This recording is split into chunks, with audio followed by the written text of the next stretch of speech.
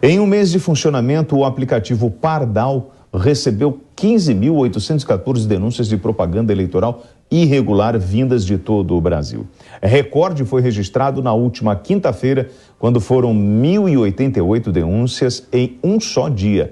Os dados foram divulgados nesta segunda-feira. Nós vamos acompanhar os números. Os senhores estão vendo agora a região sudeste com o maior concentração, o número de eleitores do país, e também lidera o ranking com 5.722 denúncias. Em segundo, vem as regiões nordeste, com 5.000, sul registra 3.052 denúncias, centro-oeste tem 852 e norte 1.188 denúncias. Entre os cargos em disputa, a maior parte envolve as campanhas para deputado federal, com 5.777, e deputado estadual com 5.747. Depois estão as denúncias de presidente, com 1.896, governador com 1.115 e deputado distrital com 547. As denúncias feitas pelo aplicativo envolvem compras de votos, uso de máquina pública, crimes eleitorais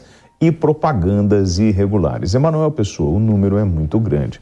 E a gente precisa levar em consideração que, às vezes, para uma informação você tem uma contra-informação. Ou seja, para prejudicar um candidato, você pode fazer uma denúncia contra ele, mesmo que essa denúncia não seja uma denúncia verdadeira. E aí você precisa de apuração. Como nós vamos conseguir apurar tantas denúncias num curto espaço de tempo? A gente não vai, William, essa é a verdade, você não vai conseguir fazer isso.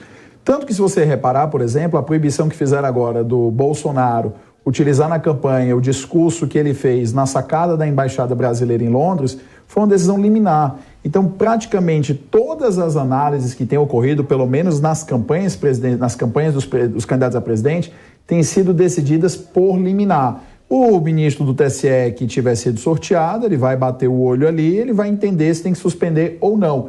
Não dá tempo, é denúncia demais. Não existe a menor possibilidade de haver julgadores suficientes para você conseguir dar o tempo de direito de defesa, apresentar, ler, ver provas, assistir tudo. Então a gente está vendo, na verdade, aqui um show de liminares de um lado para o outro, e isso é péssimo, porque depois que dá liminar e se percebe no final, mas na verdade essa propaganda deveria ter sido liberada. E o prejuízo que já ocorreu ao candidato?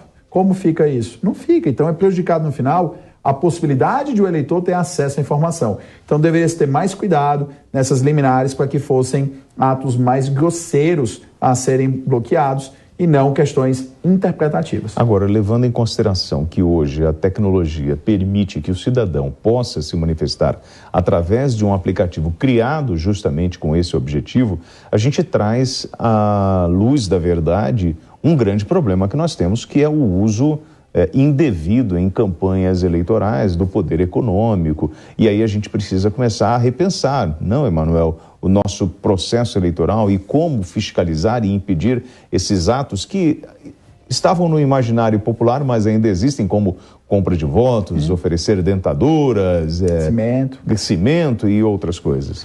William, o fato é que é o seguinte, é óbvio que existe corrupção nas campanhas eleitorais. Ninguém vai dizer que não existe. Existe, é a realidade do dia a dia. Principalmente nas campanhas municipais. As campanhas municipais são ainda piores, porque efetivamente está mais perto ali do eleitor para poder fazer isso, as eleições para vereadores e para prefeito. Contudo, William, deveria aí as autoridades focarem no abuso do poder econômico. Mas o que a gente tem visto com a aplicação do Pardal é que as autoridades do TSE, principalmente, têm focado na questão das propagandas e muitas vezes em propagandas que dependem de um caráter interpretativo e que não são muito fáceis de se perceber se existe ferimento ou não à legislação eleitoral. Contudo, se eles focassem efetivamente no abuso ao poder econômico, nós teríamos a maior possibilidade de diminuir a corrupção nas eleições. E você tem toda a razão, a gente deveria ter uma reforma eleitoral para como funciona na Europa, nos Estados Unidos, Canadá, em que membros dos partidos, pessoas voluntárias que se engajam na campanha, participem mais da fiscalização, porque assim elas conseguem, de forma pulverizada, obter os indícios que ajudam a apuração de abuso de poder econômico.